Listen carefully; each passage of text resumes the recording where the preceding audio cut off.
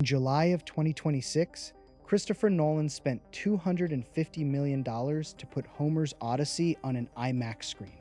Giant ships, a cyclops you can almost smell, a man clawing his way home through 10 years of monsters, storms, and grief.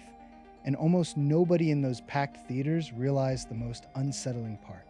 This story is not Greek. The hero who cannot get home, the descent into the land of the dead, the return so changed that even the people who love him do not know his face.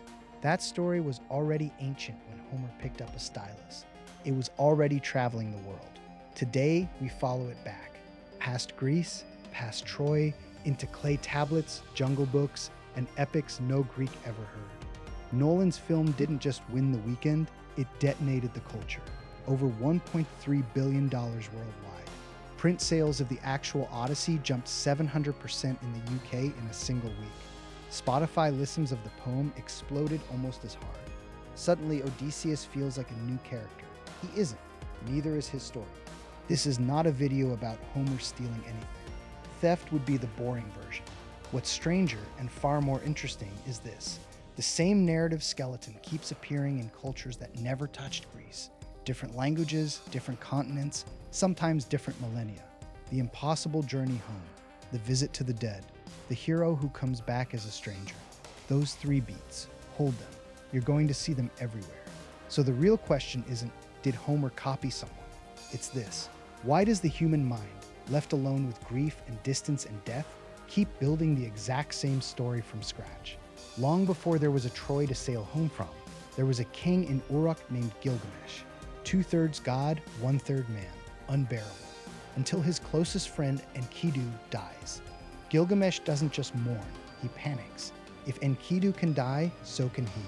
So he does something almost no other myth hero even attempts. He walks.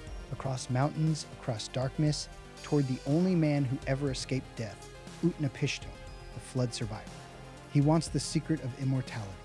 What you're watching, baked into clay more than 3,000 years ago, is a journey home in every way that matters. Not to a palace, to a life he can actually live with. On the edge of the world, he meets Siduri, a divine woman, alone. She tries, more than once, to stop him. Go home, she says. Eat, drink, hold the person you love. Stop chasing what you cannot have. If that sounds familiar, it should. That is Circe. That is Calypso, divine women at the end of the map, offering the hero a reason to quit. When Gilgamesh finally reaches Utnapishtim, he's given a test. Stay awake for 6 days and 7 nights. Prove you deserve eternity. He fails in minutes. One lapse, right at the threshold of success, and it costs him everything he came for. Odysseus' men opening the bag of winds, eating the cattle of the sun, same beat, same punishment, same human weakness. This isn't a recent discovery. The version of Gilgamesh we can date most confidently is roughly 1,500 years older than the Odyssey. It is the oldest surviving written version we have of the impossible journey home. Homer did not invent the skeleton, he inherited it. Or, more likely, he and the scribes of Uruk were both listening to the same ancient human itch. Book 11 of the Odyssey. Odysseus does something no other Greek hero in the epic tradition does. He sails to the edge of the world. He pours blood into a trench, and the dead come, including his own mother. He didn't even know she had died. Now look backward. Gilgamesh is already given a vision of the underworld. Cold, dust, darkness. The dead eating clay. Go further. A Sumerian hymn older than Gilgamesh. The goddess Inanna decides to descend into the underworld to see her sister. At every gate, a guard strips her. Crown, jewelry, royal robe, piece by piece, until she arrives at the bottom with nothing. She is, in effect, killed. She can only return by leaving something of equal value behind. Now jump thousands of miles and thousands of years. The Maya, the Popol Vuh, the hero twins descend into Xibalba, the place of fear. The lords of death design houses to murder them. Blades, ice, bats. They survive only by outwitting each test. They come back transformed. And in Greece, in a different story entirely, Orpheus walks into Hades for Eurydice. One rule, don't look back.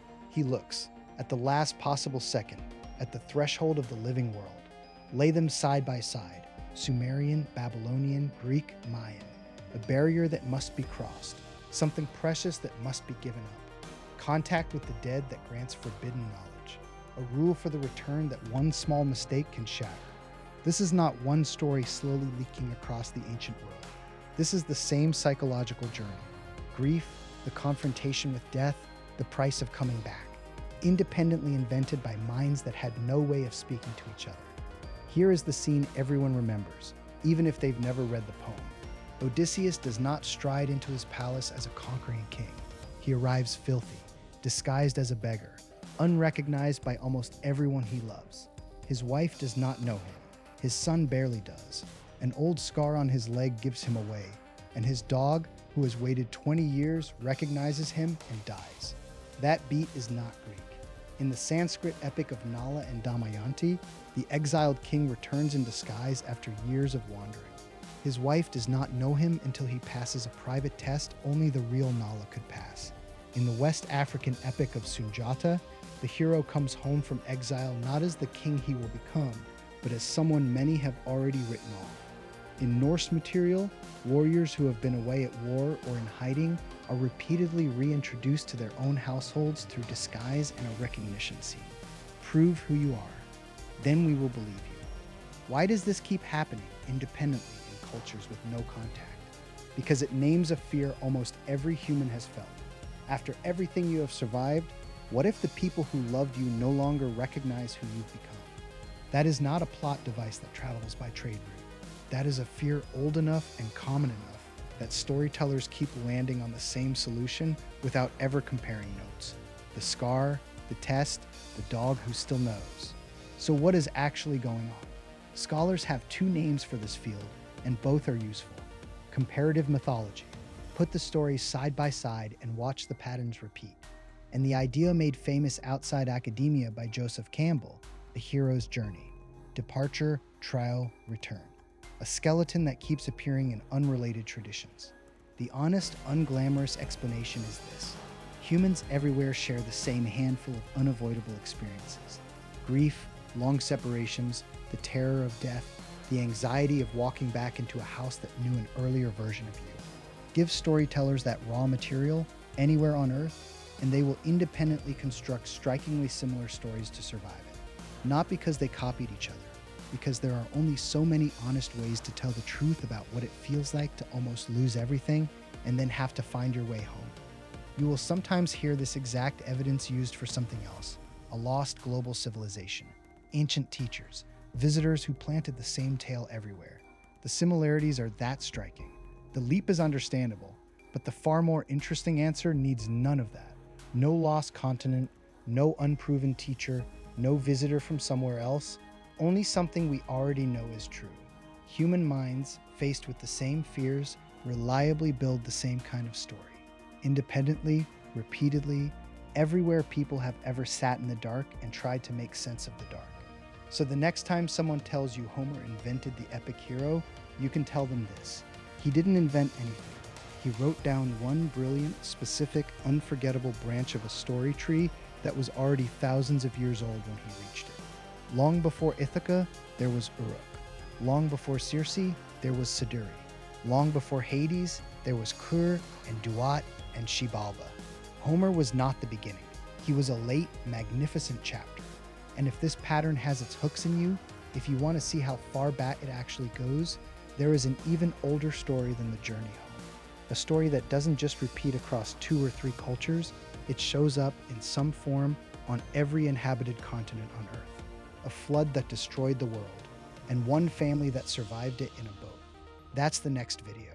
Subscribe. We're going all the way to the root.